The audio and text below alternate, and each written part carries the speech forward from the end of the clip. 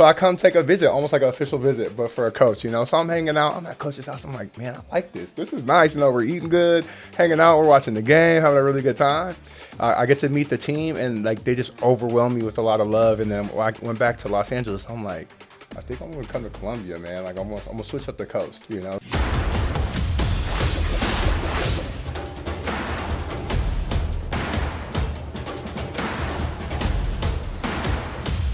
Welcome onto the sideline, everybody. Matt Dowell with you again, and I'm so excited because I have a guest in the house that I know every South Carolina women's basketball fan is going to be so excited to meet. I'm excited to get to know him as well. Wendale Farrow's in the house with us today on our podcast. Wendale, welcome to the pod. Thanks, Matt. Man, I appreciate you having me. This is gonna be fun. It's gonna be fun. I'm excited. I'm excited to get to know you as well, and your story, how you got here to Columbia, and for everyone to get to know you as well. But I do have to say, you told me you go by Dale. Correct. Yes. Yeah. Sometimes the Wendale gets all confusing for people. So if you ever see me out, Dale is fine. Coach Dale, Deli, whatever you want to roll with, I'm good with that. Well, I know everyone is so excited to have you part of the Gamecock community, to have you on the staff. You know, when you were announced, the fans, you guys know your stuff. Man. And when you were announced on the staff, everyone was like, good hire. It's a good hire. Yeah. How's the transition been? Starting with the fans, they really affirmed like this is a place that you really want to be at, So transitioning to South Carolina, you understand kind of what comes with it until you actually like get here. Working for Coach Staley has been phenomenal. Her leadership, her character, her investment in the program, the players, and the people that work for her has really made this transition smooth. She's a person that I rely on for a lot of different things, from learning coaching to even my laundry the first month, going over her house to do a few loads. But she's had my back and has helped me kind of get acclimated to Columbia. So when did you actually get here? Because what I want this podcast to always do is to give people kind of a behind the scenes look at how everything works. So when did you get here? When did you officially, move in and all that kind of stuff? Yeah, to kind of go from the start of it, I got a call from Coach Staley. Well, I got a call from an 803 number. I've never had that. And it said South Carolina. And I only know one person in South Carolina. I'm like, there's no way this is Coach Staley calling me. And she calls me and says, hey, Dale, I'm looking to hire an assistant. I like to hire really, really good people. And, you're a person on my short list, but I like to talk. I said, Coach, he's a little bit busy right now trying to get through the tournament, but let's reconvene after. So she went through the proper channels, talked to, my hiring people at my last school, and I had a really good conversation. And she was just like, hey, you've never been to Columbia, just come check it out. I think you'll like it. You'll like the people. So I come take a visit, almost like an official visit, but for a coach, So I'm hanging out. I'm at coach's house. I'm like, man, I like this. This is nice. We're eating good, hanging out. We're watching the game, having a really good time. I get to meet the team, and like they just overwhelm me with a lot of love. And then when I went back to Los Angeles, I'm like, I think I'm going to come to Columbia, man. Like I'm going to switch up the coast, So coach offered me the job.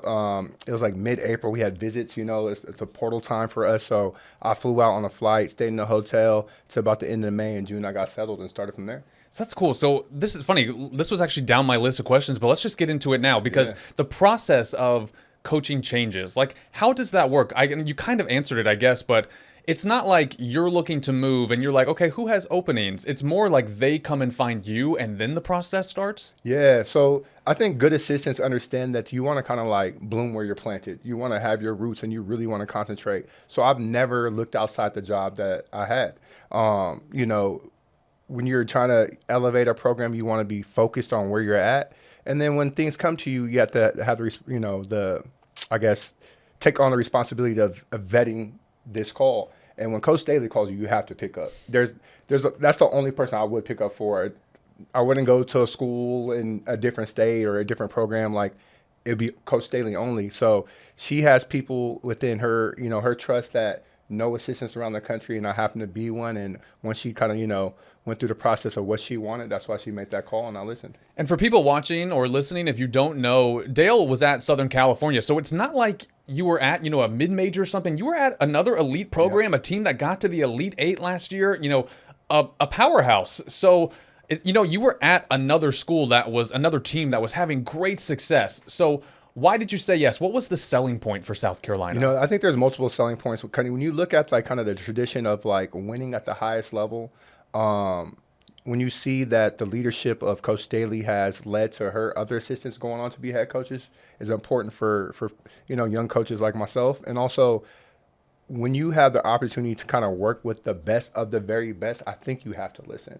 And, I come from a program that was really establishing itself and continued to do so with great elite talent and a really, really good boss and mentor and friend in Lindsay Gottlieb. And I worked for Lindsay for a very long time. And I knew that if I could just have maybe one more person in my toolbox on my resume to help me go forward, I think I had to try that out. So let's go back to the beginning and kind of go through your story as a player and as a coach, because you are a California guy. You are a West Coast dude. You are a West Coast dude, and now you're on the East Coast, so it is a big change. Yeah. But you're a Sacramento native. Let's just go back to the beginning of your life. What was life like growing up in Northern California? Yeah, so when you're from California, I'm a high sock wear, taco eating type of dude.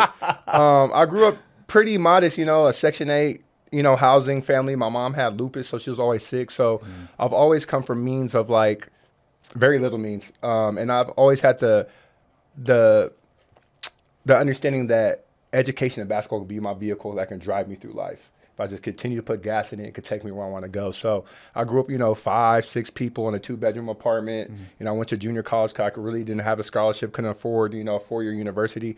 So when I kind of understood that, like, I could continue to go and grow in this game, I had to, stick to my plan. So being a Californian means that, sunshine, palm trees, and all those good stuff. But we had that in Columbia as well. Palmetto trees a little bit different from the trees I'm used to, but it feels pretty native. But the culture of the people feels the same, So how did basketball come into your life? When was that introduced to you? And when did you kind of feel like, okay, this is something that I love? Yeah, I didn't get on my first, real team. It was like a park and rec team till 5th grade. Oh. And, my mom was too sick to even go sign me up. So my best friend's dad brought the permission slip to my mom and she signed it in the bed.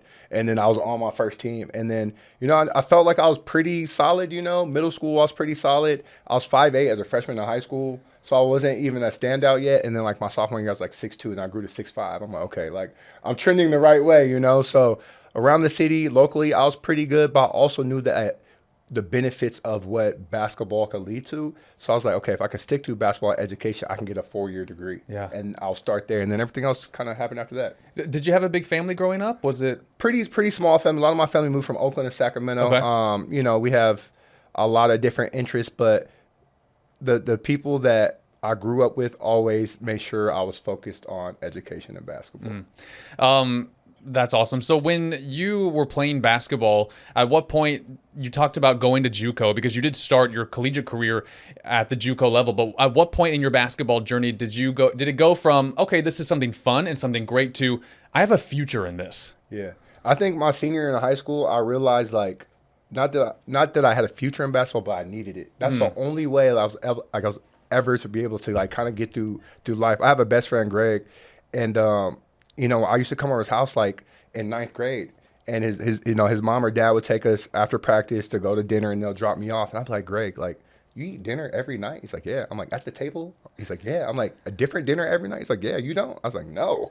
So I'm like, so basketball was my deal. I was like, cool. Well, he's my basketball teammate. We're really close. I could eat a dinner every night. Huh. And it started with something small as that. And then they gave me a key to the house so I could always have another place to lay my head. And I'm like, basketball has treated me really well organically. And then once I got older and kind of see the conditions of my mom, I knew I had to do something just to try to elevate our being. If I could get a scholarship, or I can get a Pell Grant or FAFSA, I can give more money back to my mom, and I could kind of help the family. So senior year, I knew I had to focus in on that. And then my junior college years, I knew I had to make it. So it was all about possibilities. Correct. That was the tool for basketball. And speaking of the JUCO level, because we still see a lot of players, at the JUCO level who then go on, to the D1 level. The JUCO experience, what was that like for you? And what'd you get out of that? You got to be a tough individual to go to a junior college. You don't have the resources, obviously, of a South Carolina or, a high major Division I program.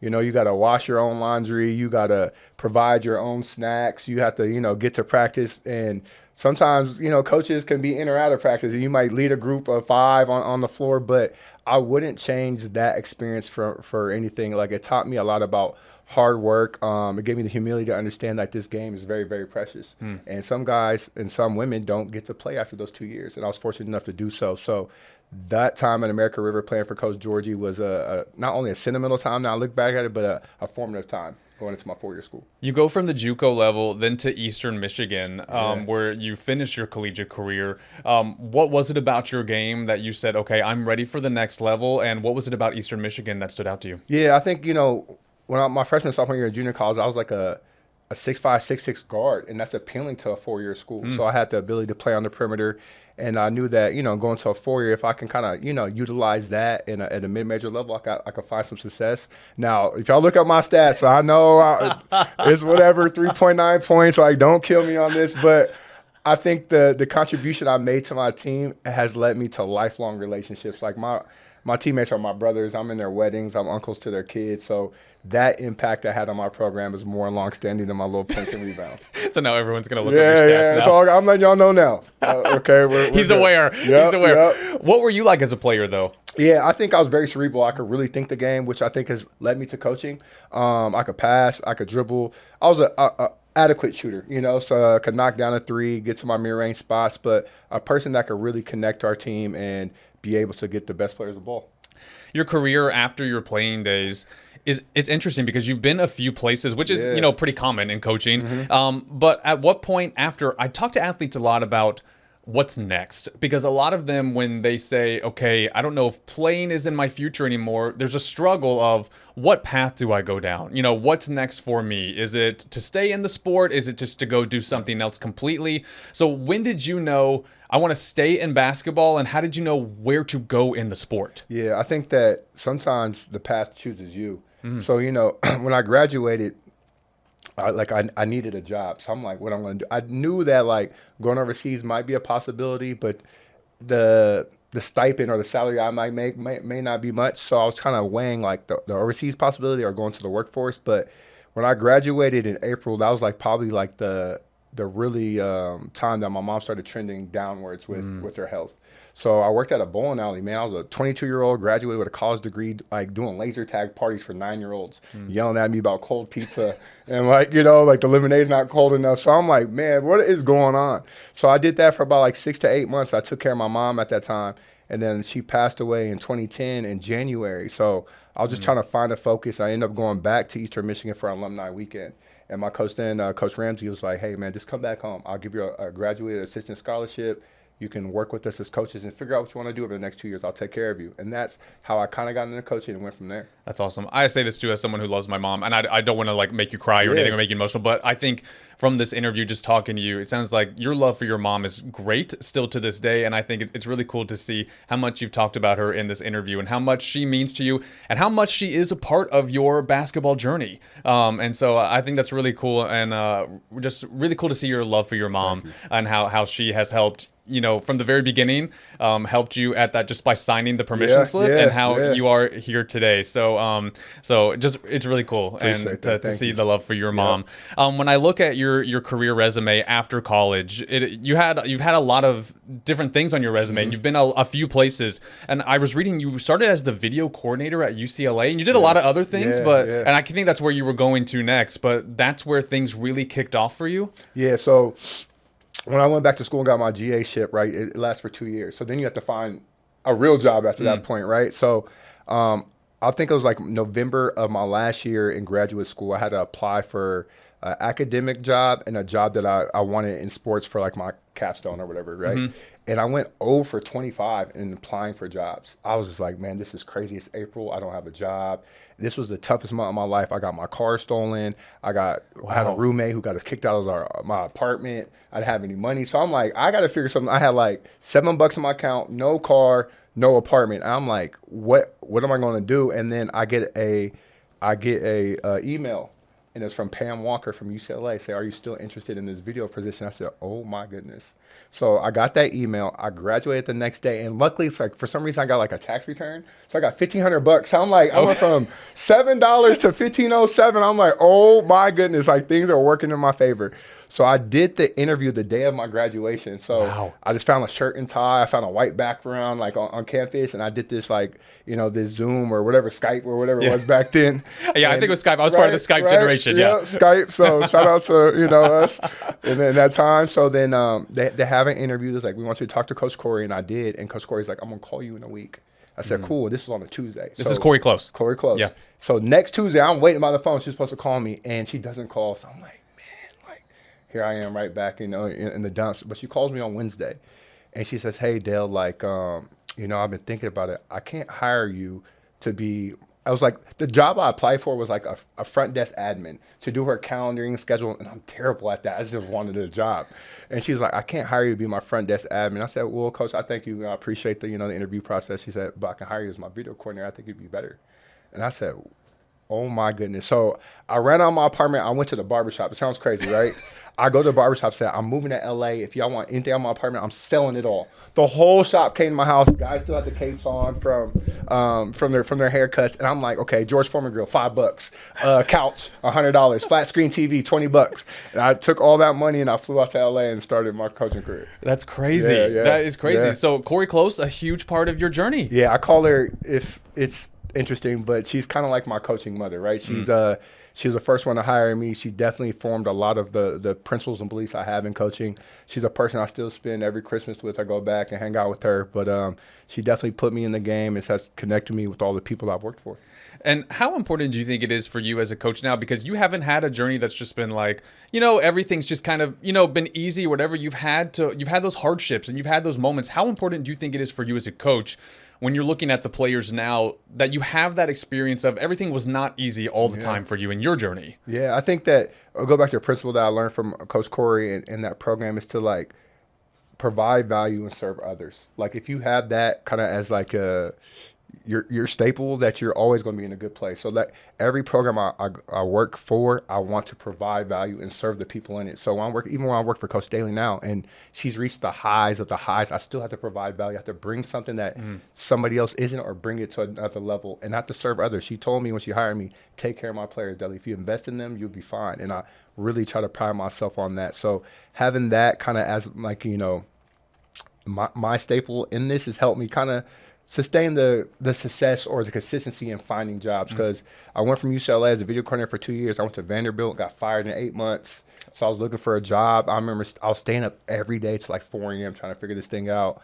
And then, Lindsay hired me at, Cal, and then she goes to the NBA, and I don't have a job for like a few weeks, and then Sherman comes. So like I've been through having a job, not having a job, but I've always been rooted in the right things, and has helped me find my next job. So that chapter with Vanderbilt, I mean, again, another, it's interesting. You have the highs and then you have the lows. And so for that, I mean, that part of your journey, was there what am I going to do next? Do I stay in coaching, or is it, okay, I know some people now. Do I try and go to another program? What was that moment like? Yeah. So, I got hired at Vanderbilt. I was the youngest assistant, like, that Coach Balcom hired at that time. And I learned so much in that year. Like, that was the most formative year in my coaching career, because she was a guru in what she did offensively, could really score it. It was really good in the SEC.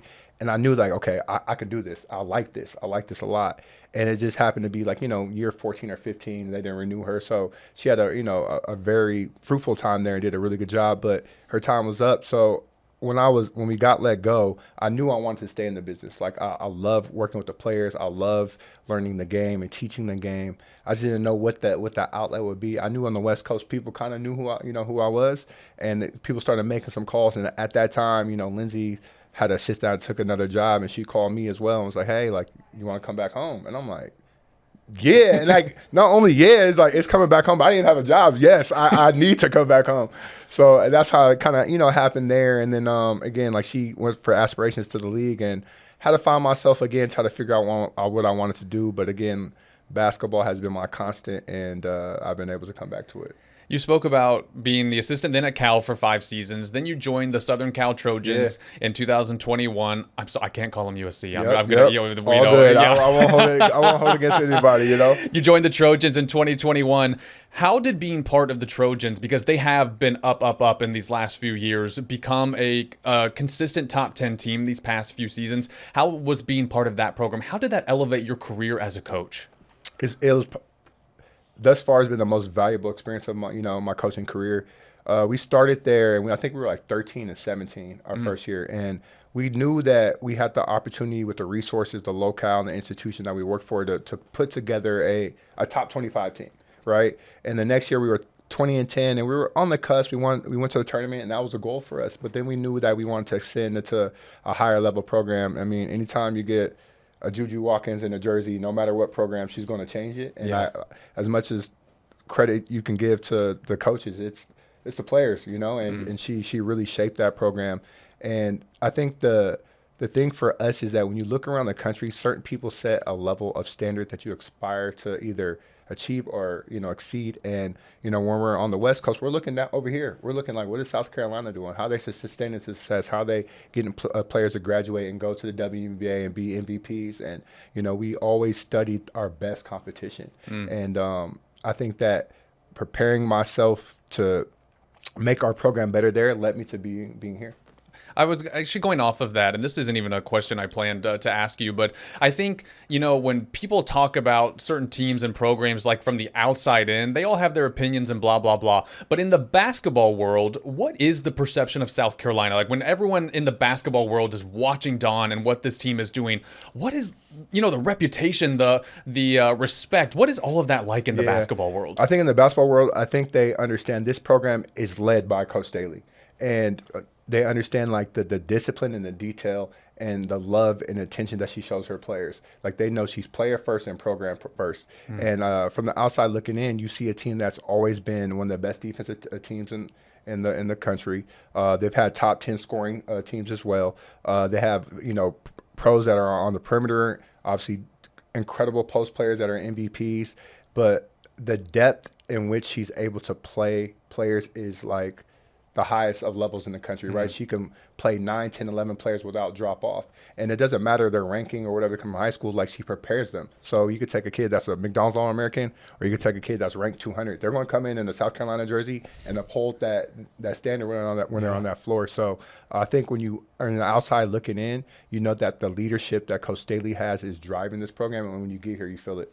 Going back to the Trojans, just really quickly, you spoke about Juju Watkins, and I know we're all really bummed and devastated that she's going to miss this season because she is such a great player and so beloved. I think we were talking before, I don't know if I've ever met anyone that is not a fan of Juju Watkins because she's a great kid, an amazing player. I'm one, though, that I think the term generational talent is a bit overused these days in sports talk media, but Juju to me is a true generational talent, someone so dynamic on both sides of the floor. When you get to coach a player like that, what do you learn by getting to be on the basketball court every single day with her? Yeah, when you have a player like Juju, you study why she's great, And I think for her, it starts with like her attention to detail and her daily habits. She comes in the gym every single day and she form shoots, right? Starts right at the basket, works her way out, and she has a regimen that she usually follows every single day. You start to see that. Then you start to see the way she treats her teammates and her coaches. I think the best players have a really good respect of their people that they play with and the people that they're coached by. And she does a really good job, which leads to leadership. Now she's able to lead her players and have the ear of the coaches. And then you have to understand when you have a great player, when you have a Juju, when you have an Asia, you have to let them be Picasso. Like you have to let them paint, man. So you can't control them. You give them the tools, you give them the tool brush, you give them the colors, but you let them do their thing. And eventually, like with your guidance, they'll make a really cool, picture. I love that. Let them be Picasso and let them paint. That's really cool. We talked already about, when you got the call from Dawn and, coming over here. But when you make the move cross country and you join a program, again, trying to let people into the process, like I think of anyone in a new job, at a new place and stuff. For sure. What are the first steps? Like, what are the first things you do as a new assistant coach to a different program? The first step is realizing that South Carolina is humid. It is hot down here. And I stepped off that plane. I said, oh, my goodness, this is different, right? Then I gained like 7 pounds in like 2 months. I'm like, what? I'm eating like portions I've never ever had. So I had to get acclimated to the heat. You're in the South, man. The heat and the food, man. The heat and the food are like the first two things, that I really was like, okay, I'm really at a different place. But when you're trying to get acclimated, it's like being a new kid at school. Like you just have to like go up to somebody and say hi, But I've walked around campus. I've been around the businesses and met students as well, and just introduced myself. And people kind of have a understanding of who you are, where you come from, so they invite you in. And once they do that, the people out here make it super comfortable. But again, man, like the food and the heat, it doesn't matter. It's going to shock you. We're filming this, on October 2nd. It's just just now starting. Yeah, we're starting to get in the fall oh now. my So gosh. hopefully we're out of it. Yep, But, oh yep. man, I think everyone watching this who lives or has been to Columbia can relate to what he just for said. sure, for sure. Also, how long in the process? Like, how long do you observe? At what point do you start to insert your opinions, your Yeah. strategies, all that kind of stuff? That's it's interesting. It's different at different places, but Coach Staley encourages you to bring what you have. She's the one. I think the greatest, not the greatest, but one of the greatest things about her leadership is how inclusive she is of every single person in her program. So when we meet on practices, or we meet on projects, or we meet on recruiting, it's every single person in that room, and everybody has a voice. And I think that when you come to work for her, she doesn't want to muzzle your voice at all. Bring it, be loud, be convicted. And she's super confident in who she is and what she's built. She lets you rock. She lets you do your thing. And I found this gratitude in having a boss that just lets me express my basketball abilities to, as much as I can. It's awesome. Fred Schmiel and Winston Gandy are the last two assistant coaches. Of course, Fred is the head coach at Bowling Green now, and Winston's the head coach at Grand Canyon. You guys are going to play them in the first two games. That's going to be fun. I'm excited to watch you guys go against them. Two great guys, two great coaches, and they're known. Obviously, they're good at everything, but really known for defense and post play. Those are things that they were always had really good specialties in. Is that what you were brought in to focus on, or do you specialize in something else? Yeah, I don't know if it's specialized, but I definitely take a lean towards offense and perimeter play. Okay. So, right now I've been working with the guards and the wings, and just try to come up with the different, concept offensively. Because, as times change, basketball's changing. If you see Asia Wilson, right, how important she was to this program in the paint. And then as she got older, she got some things on the perimeter. But now when you watch her with the aces, she can shoot the three. She can initiate the offense. Aaliyah Boston's dropping dimes, leading their teams in assists. So we're just trying to find ways to adapt to basketball that prepares our players here at South Carolina for the WNBA. So they're not behind when they get there. They're ahead of the curve. Speaking of that, I guess I said specialized. I don't know if that was the right word. But when it comes, because there are, you have Lisa, you have Jolette, you have Khadijah. Yeah. I mean, do you guys all have roles? I mean, are there specific things you each have to do, or is it just a collective effort? How does that work amongst the assistants? Yeah, so there's certain things that coach may have you focus on, and it could be something as Coach Joe is focused on the academics, and Coach Boyer is focused on our strength and conditioning and things like that. For myself, it might be putting together a recruiting presentation. So we all have things that go into our day-to-day that are assigned to us. Gotcha. But collectively, we spend a lot of time on basketball, and even if it's your area, the voices are still the same. Got you. Yep. So it kind of changes day to day. Yeah. Almost. Oh no. The practice planning may change depending on what we want to do, Got but you. the areas that go into practice, we kind of own those. Got you. That's really cool. That's cool because I've always, you hear too, they've got the scout, the scout for this. So I'm always so how does this all work? It's cool. I've had the opportunity to get an up close view of the Gamecocks throughout my career. Obviously, though, you have the ultimate view of the Gamecocks now and how they operate, behind the scenes. What has stood out to you now that you're here about how this South Carolina program operates day in and day out? Yeah. When you work here, you understand all the people that go into the program, right? So when you think about the people in our office, from Ari, who does all of our operational things, to Freddie Reddy, who does operations, to player development, to Miss Tracy, who is our front desk admin and does all our day-to-day calendaring, and Big D, who does everything. There are so many people that really pour into our program that a lot of people don't see face to face or see on that bench, or that are just as important as anybody else. So once I got here, they have not only show me what it's like to be elite, but help me get those same habits in the office to be elite. I think that's what stood out to me too, just from watching as a media member, is that everyone is so respected and everyone is treated as an equal. And everyone, everyone's name. Yep. It's not like, oh, these are the stars and that's just the background. Everyone is treated, with respect, and every player's name, all the staff, you know everything. I think that's been one of the cool things about what Dawn, the culture that's created here, that you don't get everywhere, and so I think that's really cool, just how how many people are part of the process and how everyone is treated with respect. Yeah. It's really cool to see. This season, there are a lot of familiar faces, but a lot of new faces as well. So I wanted you, since you are on the Gamecocks now as the new assistant coach, I want you to go through the roster with me and tell me what stands out to you about each player on the roster and what you've noticed about them as we get ready for this new season. And I'm just going in number order, so there's no hidden meaning behind any of this. Right. We don't have any starting lineups or no things right now. No favoritism, anything. It's just 0 through well, whatever the last number is. 0 Taniyalatson. We starting there? Yeah, then we're starting there. Right. So Taniyalatson, obviously, the new transfer for South Carolina, unbelievable scorer. But what has stood out to you about Taniya? I think her willingness to play with great players. You know, when you have a person who leads the country in scoring, they can go to any institution and have that as their goal. But she's put her goal as winning, and I think that comes with sacrifice, and she's been doing that every single day in practice. Super coachable. You think a kid that averages 25 a game knows it all, but she wants to learn. So she soaks it all in.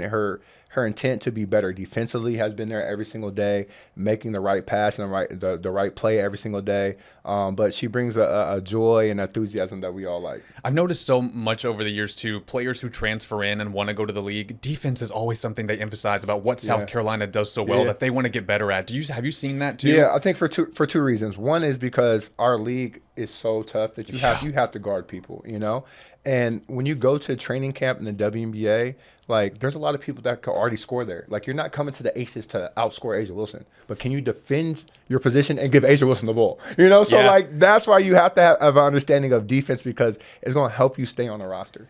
All right, next up on the roster list, Maddie McDaniel. Maddie Mouse, as we call her. I love Mouse. I think she has been really trying to challenge herself and using her voice, being a more vocal leader, setting the table for others, playing really hard-nosed defense. She has an energy about her in her second year that she's really trying to take her game to the next step. Yeah, I thought she had a great freshman year too. Kind of underrated, I think, a little bit. I thought when she got the minutes, she really played well. Tessa Johnson, who's going into her junior season. Oh, Tessa. So I think as I've come to learn from the fans, they call her Tournament Tessa, right? But I think she wants to be all season Tessa. She wants to be high level throughout. Tessa has been a leader for us. She speaks every single day. She works super hard in practice. She reps at a very high level. She has really good habits, shooting the basketball as we know her to do, but also making plays off the dribble. So Tessa is a person, I think, going into her third year that's going to take a step that's really going to lead us. Have you had tea time with Tessa yet? I have not. You have not. You will. Okay. All right. I'm looking forward to it. When she gets the mic, she'll find you and put you on the spot at some point. Cool. Joyce Edwards, who, of course, is a Columbia native. Big Joyce. Joyce is uber talented. I think the things that she does, you can't always teach. She has a body and a skill set that is pro ready. I think her going to the second year, she's just trying to refine those skills and work on the things that in the areas that she wants to grow. But she's a big dog. Medina Okot, who is coming, of course, who has come to South Carolina from Mississippi State. Yeah, Medina, that's our big woman in the middle. I think that when you look at championship rosters here at South Carolina, we've always had a really good big, and I think she's going to try to establish herself in that role. She's really, really skilled. I don't know if people know, but she could shoot the three. She's learning to pass well. She could post. She moves really, really well for her size. So it's good to have her because she could do a lot of different things on the floor. There's different types of bigs and different type of post players over the years. When I watched Medina at Mississippi State, I thought her movement reminded me of Camilla, because I've always thought Camilla Cardoso was an incredible mover for 6'7". Yeah. Medina to me kind of resembled Camilla in that sense. I don't know if you see that wide, but I just thought Camilla was unbelievable. Yeah, I've heard comparisons in that, and Camilla is one of one in her size, stature, and ability, but Medina for that size can move. Also, another big post player, Adele Tack, who I'm hoping we see more of this year. Deli. So they call me Deli. They call her Deli. So if a coach yells out Deli, we probably both look. But Deli, when I say has taken leaps from last year, that girl is getting better. She's catching, she's finishing, she's defending, she's talking. She is a person that has the maturation of a fourth-year person, even though it's really her second and a half year in the program. I think that is a player that we really look to get some contribution from, whether it be from her leadership on the floor, but Deli has taken really good strides. Yeah. Good strides. Good to see her too staying healthy, because she's had such a journey with her knee injuries, and I don't think people realize how hard that is and how long it takes to get back to this level when you have that injury multiple times. So good to see Adele healthy. The SEC tournament MVP, Chloekitts. Chloe Lee Kitts. Chloe is She is like she brings that fabric of toughness that our program really prides itself on, right? You're not going to beat Chloe in a drill. Like, she's going to give everything she has to win. Obviously, she has a skill set to dribble, pass, really focusing on her three ball. But the thing I really like about Chloe is, again, her competitiveness. I haven't seen too many people who are just willing to put it all on the floor to win, and she's done that every day in practice thus far. It's cool because she is very cool, calm, and collected. But I think people don't realize how competitive Chloe is. Because when I watch on the sideline, you see her roaring. You see her, I see her in practice. I know. Like, she is competitive. She is. She just wants to win. And she understands what that brings to our program. And she always sets the tone by example of just playing very, very hard. Expecting a big season for Chloe. Next up on the list is a newcomer, a freshman, Isla McDowell. Isla. Isla, straight from Texas, got a Brazilian roots, so she spent some time this year with the national team, which was invaluable experience for her. She also has a little cooking segment on Instagram, Cooking with Isla, so check her out. Yeah. Oh, that's cool. So she's trying to be consistent with that. But she's been cooking up that three ball in practice. She's been shooting the ball very, very well. She has been really committed to, guarding her position, understanding all the concepts and plays. But for a freshman, she has really, really got a lot of information, retained it, and applied it thus far. What's unique about her, too, is she got to play with Team Brazil against WNBA teams in the preseason. Yeah. So I think I posted this on social. I don't think I've ever seen someone play a pro game before they played a college game. I probably am wrong in that, but how huge is that experience for her? Very few, but the experience is so grand. Obviously the Brazilian connection with Camila as well. To have that, I think really is really cool. But she understands what high level play looks like, and they're prepared her for practice. Next up on the list is Raven Johnson, who is returning for a 5th season with South Carolina. Ray, I call her my twin, right? She has energy, enthusiasm. She is one of our funniest kids on the roster, but she has had a phenomenal summer. She has gotten her body, her mind in shape already for the season, right? She has been able to really facilitate and pass. She's been, knocking down shots, getting to the basket, really pushing the tempo. She looks like a senior who's ready for her senior year. I was thinking too, I noticed this was something we pointed out after we got to go to the first day of practice. A lot of times with media, there's kind of one person who's like the face of the team who comes to us and kind of is like the spokesperson almost. Raven came over on her own accord, which I thought was interesting. I don't know. Do you feel like she is ready to be the true leader, the true face of this team this year? Is that a role that she feels ready for? Yeah, obviously I don't know kind of necessarily who the face but the leadership is there. I think that she understands what it's like to win, and for her last year, that's what she wants for the newcomers and the people that have been in this program, and she wants that for herself as well. Like, she's putting in a lot of work. I think she wants to go out on the highest note. Raven is also just so popular in the locker room. Every team loves Raven. I mean, I think she's best friends with like everybody in basketball. It's cool. Yep. She's been a huge part of getting Tanaya and all everyone in. She recruits. One thing about Raven, she like if we have somebody on campus, she's like Deli. Like let's get it going. So shout out to Raven on those efforts. It's cool. I know the fans love Raven and they're excited to have her back. Miriam Dowda, who's going to be with South Carolina for her 2nd season. I love Miriam. Miriam is such a humble kid. She wants to do everything right by her teammates and her coaches.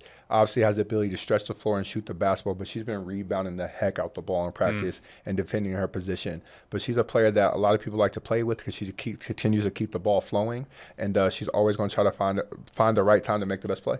I always tell people too, when she was at Arkansas, they play such a different style than what South Carolina plays. How hard is it to change systems that are just completely different from each other? Like, how long does that adjustment take for a lot of players? I think what we found with transfers over the last few years, sometimes it takes somebody that second year. Yeah. You could look at somebody maybe like Haley Van Lith, who went to LSU. Took her a while to kind of understand it, and then went to TCU for last year and had a better understanding. So I think for her, obviously the style's different, the way we play and all those things. And I think that year under the program has prepared her for this year. The last player on the roster is another freshman, Agat Makir. Gotti. We call her Gotti. Gotti. Yep. So Gotti is, she is lightning quick. She can shoot the basketball. She pushes it. She's been challenging herself to play multiple positions on the floor. Super long and just like a pleasant young person. Her and Isla are the best freshmen you can ask for, man. They're roommates as well. So they spend a lot of time together, but she's competitive. I think that if you would ask her who's the most competitive person on the team, she'll say herself before Chloe. Like, she has full confidence in her competitiveness. So, but she's been a great addition and has really raised the level of practice lately. And I know for you as a coaching staff, thank you for doing that, by the way. That was fun. Yeah. And I know, also thank you for giving us the nickname breakdown. Yeah, for sure. We got a few. Yeah. Because I know fans love that kind of stuff. Yeah. When you look at the talent on this roster, I know the expectation is always a national championship, but do you guys think you have the pieces that maybe they were missing last season, even though they did an amazing job to get to the national championship, but it did feel like maybe there were parts that they didn't have in years past. Do you feel like this is a true complete team in every area? Yeah, I think, when you talk about our team, we just had our opening circle moment for Coach Staley, where she kind of just sets the tone for the year, and it just came out on Instagram last night. It was awesome. And she talked about, like, we have all the pieces that we need, and I trust in her that we do. I think that when you look at this team, we only have 11 players, and years past probably had 13, 14. Yeah. So we're going to need to stay healthy, stay committed. But we have the experience.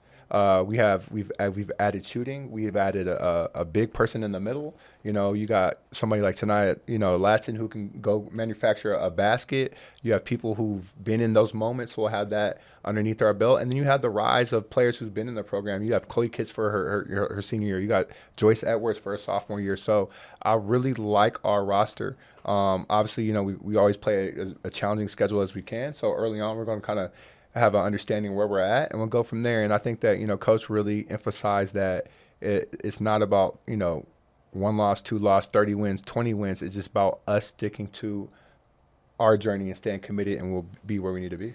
You guys are going to play Southern Cal in November in LA, which will be fun. How do you approach that game? Because I tell people, I know for us on the outside, it's like, ooh, Dale's going back. But I know you guys all know each other, Correct. every program. But what is that like for you going into a game? Yeah, I think there's a lot of things that you think of, but you just want to prepare your team as best as you can, the same way they are, And I know there's going to be storylines or different things in between the lines. I know that our players are going to be competitive because we're going back to LA for the second year. We want to perform well.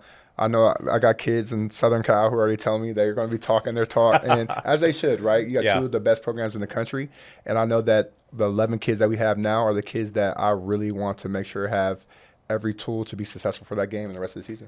My last question for you. You've had different chapters of your coaching career. What are you hoping to get out of this chapter with the Gamecocks from a coaching standpoint? Yeah, I think there are a couple of things. When I got hired, Coach patted her hand on the door of my office, and she said, "Well, this is the office, Deli." I'm like, "What do you mean?" She's like, "This is the office where the men become head coaches and they find their wives." So that's a lot of pressure. So I got to find a wife and become a head coach working for Coach Staley. So I'm like, man.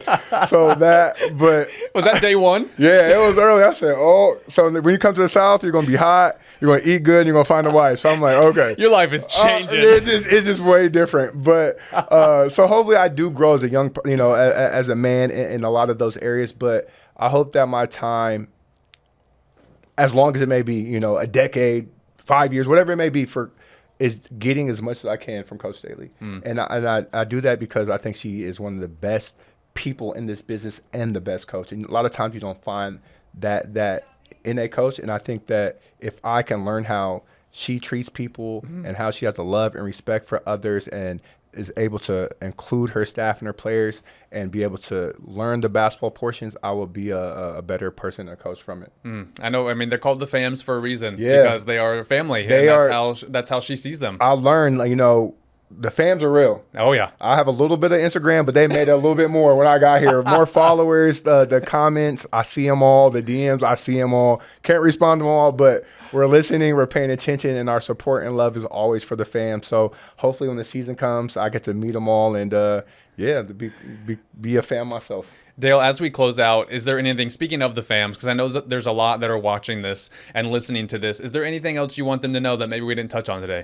I just want to know that we have a deep appreciation for the fans. We talk about them quite often in our office, and we talk about them with every single recruit. So the efforts that they put in our program is so, so valuable, and I hope they feel that return. Like, I really do. So I know I'm looking forward for my first time in CLA. 16,000, 18,000. I'm excited. I don't know if they do the sandstorm there like I do at football, but like seeing the tile, seeing the people, like I'm ready for it. It's going to be great, Yes. especially those big SEC battles. Yes. You know, Tennessee, all that. Yeah. It's going to be Yeah. fantastic. Yep. It's going to be great. Dale, I thank you so much for coming on. I know that you are busy. I know you guys are getting ready for the season, but it's been awesome getting to know you, your story. It's awesome to have you here in Columbia. Thanks, and I just Matt. want to say, I tell everyone, but I want to tell you today, I am so honored that you said yes. I'm so grateful you said yes, that you come on the show, and I'm excited to see you out there on the bench, on the I bench, appreciate the that. first game. So thanks Yep. for coming on, man. Thank you for having me, and I can't wait to see you all in November in CLA. November in the CLA. Couple exhibitions first to get your feet wet, and then it's go time. It's crazy. We're here. Like a month. Yeah. So hopefully we'll be ready in a month. So let's get to it. This is Wendale Farrow, the new assistant coach for South Carolina women's basketball. Again, thank you so much for coming on. As always, you guys, make sure you like, subscribe, follow, comment here on YouTube or wherever you listen to our podcast on Apple, Spotify, or Amazon Music. He's Wendale Farrow. I'm Matt Dowell. We'll see you next time here on South Carolina Sideline.